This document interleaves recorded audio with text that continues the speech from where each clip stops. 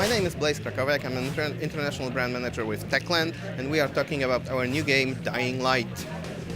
What were your goals heading into Dying Light?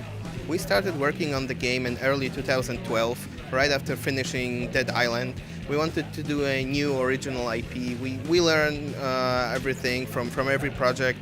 We work with different partners, so we thought, let's take the experience to the next level, and we are very happy to work with Warner Brothers Interactive Entertainment on this new original IP. What are the challenges of trying to up yourselves when it comes to the zombie genre? Well, I'm sure you hear that a lot, but people working on games are perfectionists more often than not. So even if your game is out of the door, even if it's selling like crazy, you are never really satisfied. You still want to do more. And this is what the core team really did. Those are our best people, and they already had drawers and notebooks full of ideas, and they started thinking about the next console generation, which this game will be on, and how we can really improve pretty much everything across the board. What does next gen mean to the environments that people will be exploring? Well, the important thing to say is that this game, Dying Light, will run on Chrome Engine 6. So this is the brand new iteration of our proprietary engine. It's built from the ground up to support DirectX 11, the next generation. Obviously we needed more power. Everyone would tell you that, and this is what we're getting. We cannot get into specifics about next-gen functionality yet for obvious reasons, but we really want to make sure that on all platforms, including current-gen, players get the best experience possible. Can you talk a little about the story and what's going on in this world?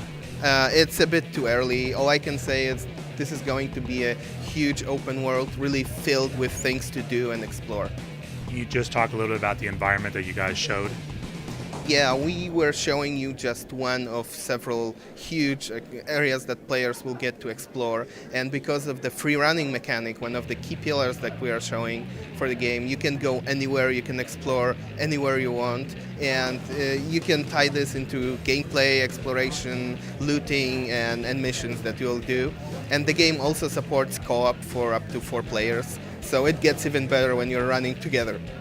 When it comes to the gameplay, though, in addition to running, you also have weapons. Can you talk a little about that and how you guys can actually craft your own? Well, absolutely. Melee combat is something I believe we kind of reintroduced into high-definition gaming, because people kept saying that this couldn't be done, and we had some success before. So we are taking everything to the next level, from animations to the number of weapons that you get to wield, to blocking special moves, to customizing your character, and of course crafting and modifying weapons will be a huge part. You will also get to use very cool firearms, and you will get to craft ammunition for them. So basically fight the way you want. If you don't want to fight, well, you don't always have to. You can run, escape, turn everything on its head, get the advantage of height, of numbers.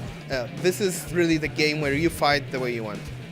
When it comes to the game world, can you walk us through the day and night and what happens during that period of time?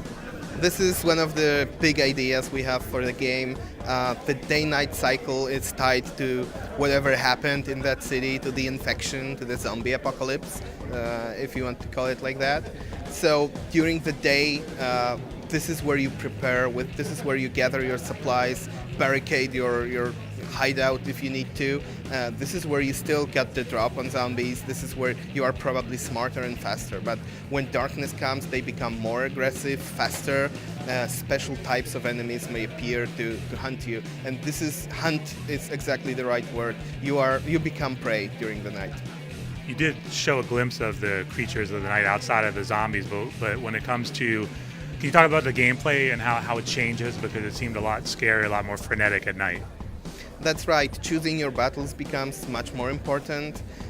You will think before you actually attack.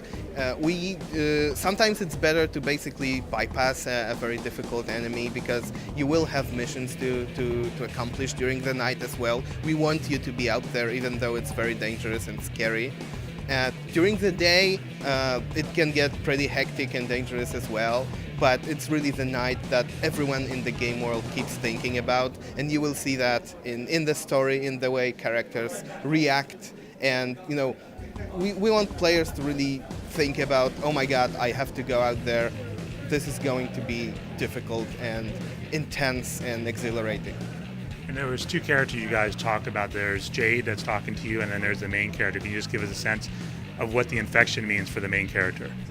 Well, we are not revealing the identities of our characters yet, but I mentioned 4-player co-op, so you will have more protagonists to choose from, and we'll talk more about the story at a later date.